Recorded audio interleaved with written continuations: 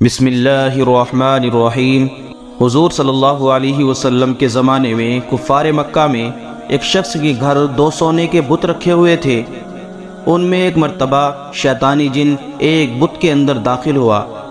بت حرکت میں آیا اور بولا کہ محمد صلی اللہ علیہ وسلم نبی نہیں ہیں، ہرگز ان کی تصدیق نہ کرنا۔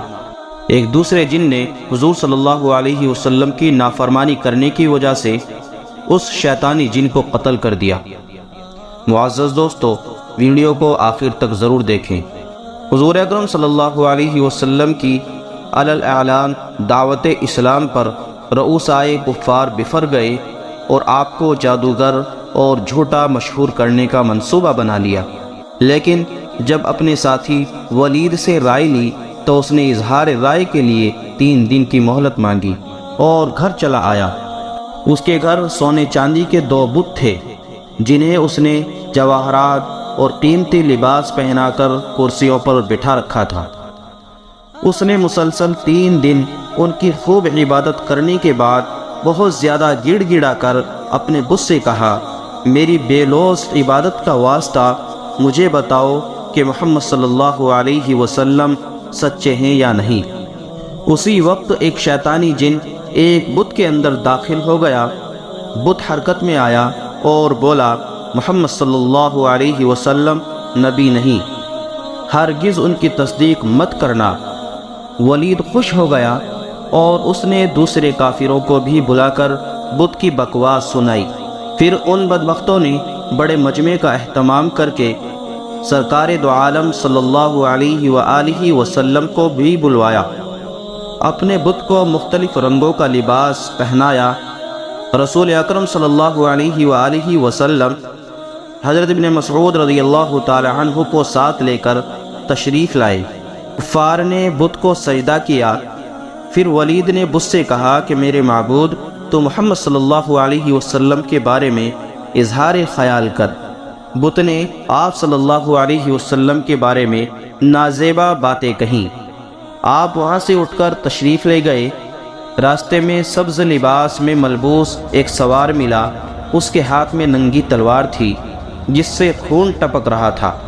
سوار گھوڑے سے اترا اور بہت ہی ادب اور احترام کے ساتھ آپ صلی اللہ علیہ وسلم کو سلام کیا اور بتایا کہ میرا نام مہین بن ابہر ہے، کوہ طور پر میرا گھر ہے۔ میں نے حضرت نوح علیہ السلام کے زمانے میں اسلام قبول کیا تھا۔ میں سفر میں تھا، وطن واپسی ہوئی تو گھر پہنچنے پر زوجہ نے روتے ہوئے بتایا کہ مسفر نامی جن نے آپ صلی اللہ علیہ وسلم کی گستاخی کی ہے۔ میں اسی وقت اس کے تعاقب میں نکلا۔ صفا اور مروہ کے درمیان وہ مجھے مل ہی گیا۔ میں نے وہیں اس کا سر اتار دیا۔ یہ رہا اس کا سر اور وہ خود کتے کی صورت میں وہاں پڑا ہے۔ رسول اکرم صلی اللہ علیہ وآلہ وسلم اس کی باتیں سن کر خوش ہوئے۔ نیز جب اگلے دن کفار پھر مجمع میں اسی حبل نامی بت کو زیورات اور ملبوسات سے سجا کر اور اسے سجدہ کر کے بولے کہ محمد صلی اللہ علیہ وسلم کو برا بلا کہہ، تو مہین نامی یہی جن حضور صلی اللہ علیہ وسلم کی اجازت سے اس بت میں جا کر بولا، اے اہل مکہ، حضرت محمد صلی اللہ علیہ وسلم سچے ہیں، ان کی باتیں اور دین سچا ہے۔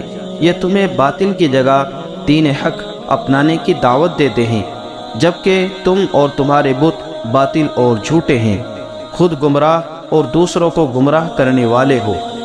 اگر تم محمد عربی صلی اللہ علیہ وسلم پر ایمان لا کر ان کی تصدیق نہ کرو تو روز قیامت دوزخ تمہارا دائمی ٹھکانہ ہوگا۔ اس لیے حضرت محمد صلی اللہ علیہ وآلہ وسلم پر ایمان لے آؤ، جو اللہ کے رسول اور خلق خدا میں سب سے افضل انسان ہیں۔ اپنے ہی بت سے یہ باتیں سن کر ایک طرف تو کفار آگ بگولا ہو گئے، بلکہ ابو جہل نے اسے اٹھا کر زمین پر پٹخ دیا اور اسے نظر آتش کر دیا، جبکہ دوسری طرف رسول اکرم صلی اللہ علیہ وسلم نہایت خوش ہوئے اور آپ نے اس جن کا نام عبداللہ رکھ دیا۔ اس لیے اللہ تبارک و تعالیٰ سے دعا ہے کہ اللہ تبارک و تعالیٰ ہمیں آپ صلی اللہ علیہ وسلم کی پیاری پیاری سنتوں پر عمل کرنے کی توفیق عطا فرمائے۔